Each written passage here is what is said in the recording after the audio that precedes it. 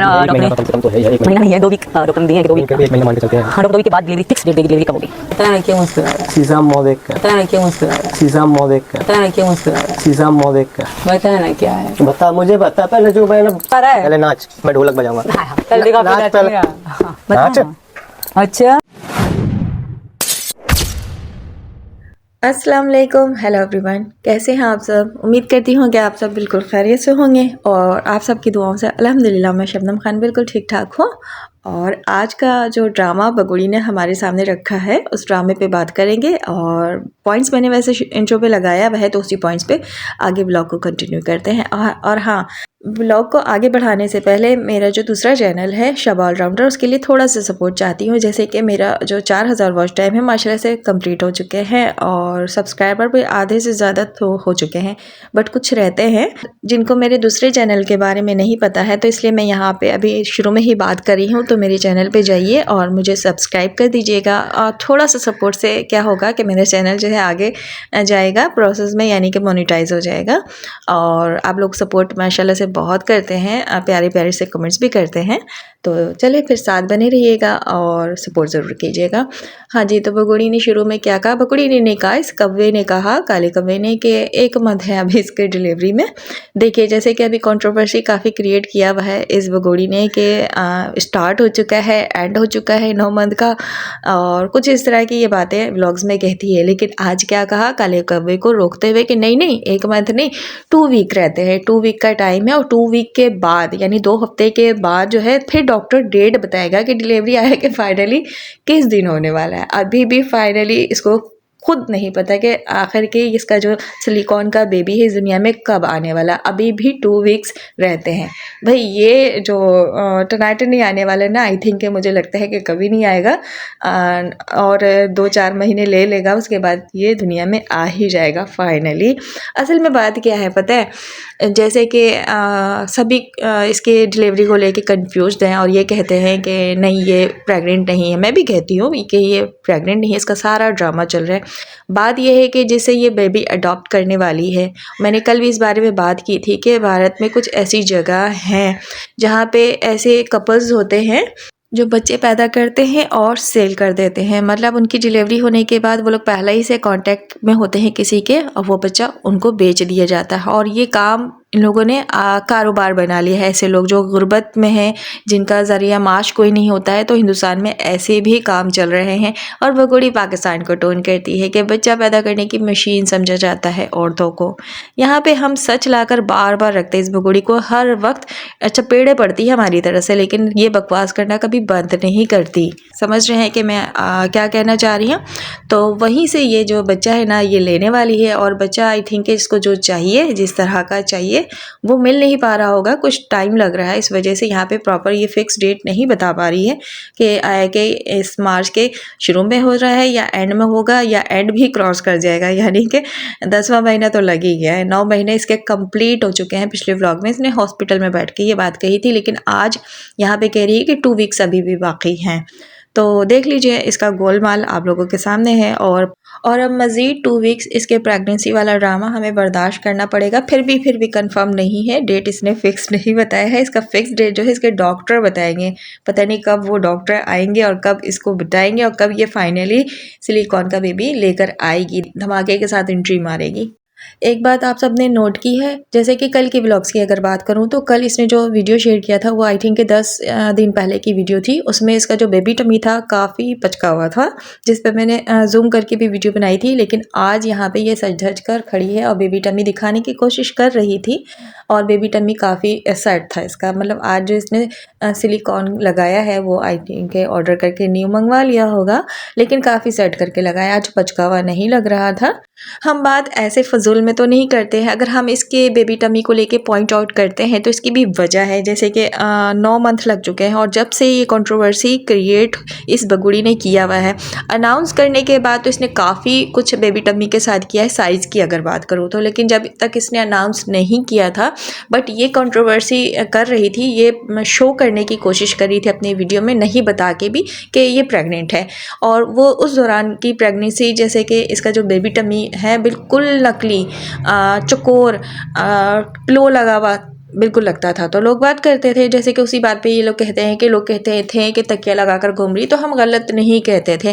फिर उसके बाद प्रेगनेंसी अपनी अनाउंस करती है कि मैं प्रेग्नेंट हूँ, और जिस दिन अनाउंस करती है उस दिन ये एक रील्स डालती है। उस रील में इसका बेबी टमी जाकर आप लोग देखिएगा, मैंने उस रील्स को कई बार अपने ब्लॉग्स में लगाया भी है। जो हाथों से ये पकड़ कर बैठी होती है, वहाँ पे साफ साफ जाहिर हो रहा होता है कि अंदर कपड़ा लगाया हुआ इसने या कोई पिलो लगाया हुआ है।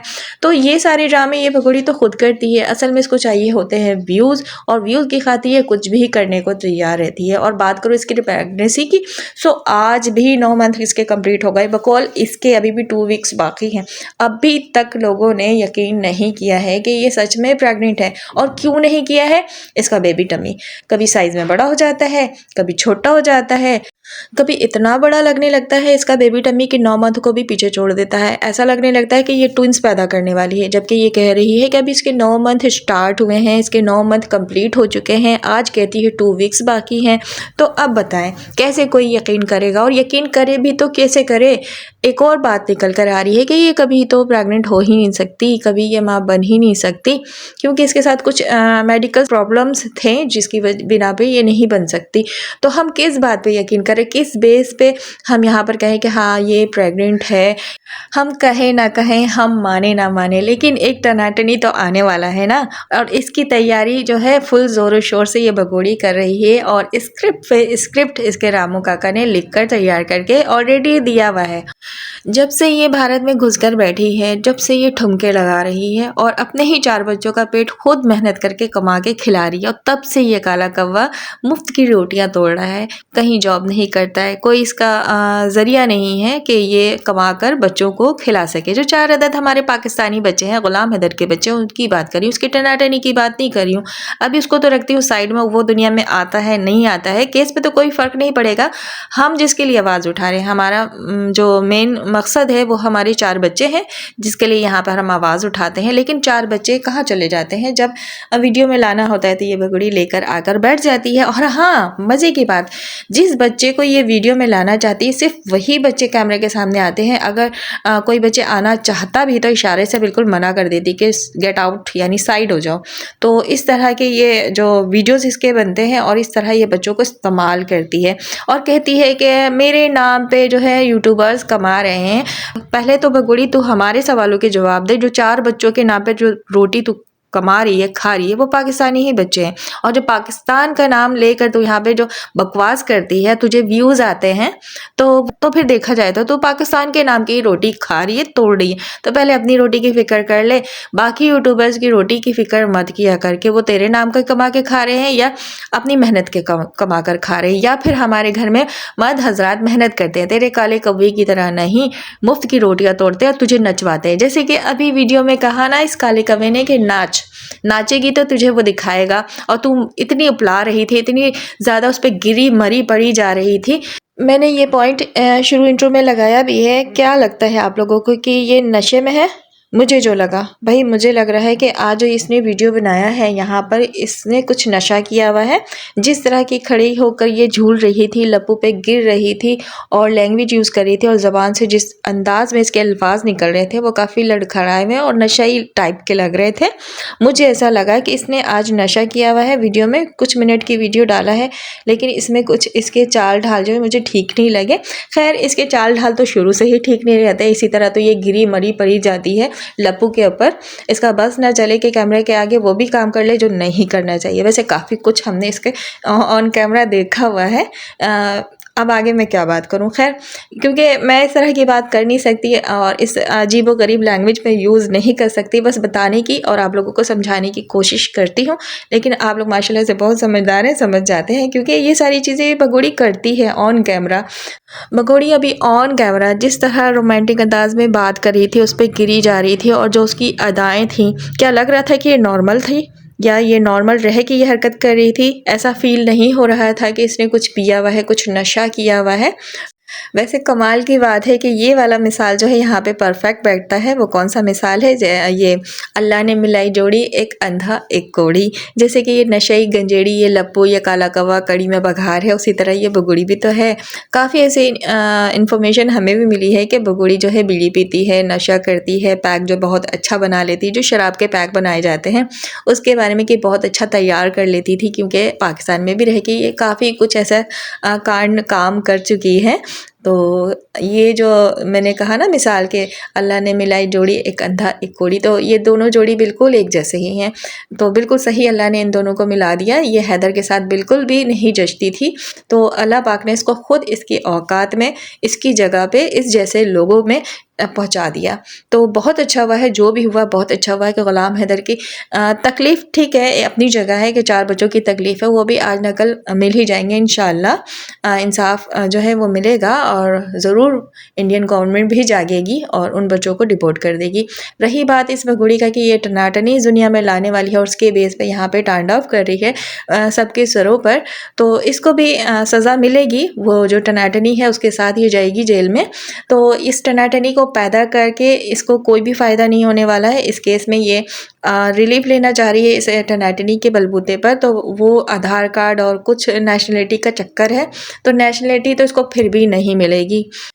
बगोड़ी आज लप्पू वैसे तुझे तेरी औकात वाली बात कह रहा था कि पहले नाच फिर तुझे दिखाऊंगा, तो वो काला कौवा को मैं कहना चाहती हूँ कि काला कौवा, लप्पू झिंगुर, कड़ी में बघार, इसको रोज़ आना तो कहा कर कि नाच बसंती नाच, या फिर ये बोला कर नाच मेरी बुलबुल तुझे पैसा मिलेगा, ऐसा कदरदान तुझे कैसा मिलेगा। तो ये वाला जो गाना है ना, पहले मैंने सही से गाया या नहीं गाया, लेकिन इस पे बगुड़ी पे परफेक्ट बैठता है, सूट करता है। तो काला कौवा तुझे मशवरा दूंगी, तू रोज़ आना अपनी वीडियो में ये ठुमके लगाने वाली बात बगुड़ी को बोला कर। तू जब बोलेगा ना तो इस बगुड़ी में ज़्यादा अच्छे से एनर्जी आएगी और वो ज़्यादा अच्छे से ठुमके लगा सकेगी और तेरी बुलबुल अच्छे से पैसा कमा सकेगी।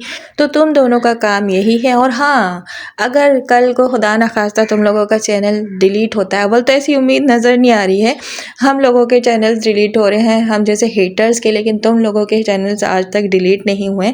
इसमें भी क्या गोलमाल है, अब दोबारा से क्या बात करूं, सभी जान रहे हैं कि किस तरह इस बगुड़ी को हिंदुस्तान में सपोर्ट दिया जा रहा है, प्रोटोकॉल दिया जा रहा है कि यहाँ पे ये प्ले बटन लेकर हमारे सामने खड़ी है और दिखा रही है कि भाई इसको जो सपोर्टर, इसके सब्सक्राइबर ने इतना प्यार दिया है, उसके बलबूते पर यहाँ पे ये बात करी है और प्ले बटन भी यूट्यूब ने इसको दे दिया है। मज़े की बात है, देख लीजिए इनलीगल तरीके से ये घुसपैठिया घुसने के बाद भारत में किस तरह अपने काम जारी रखी हुई है और किस तरह ये यूट्यूब पर बैठकर सोशल मीडिया पर अपने नाम बना रही है, और जबकि ये लीगल है ही नहीं, इलीगल है।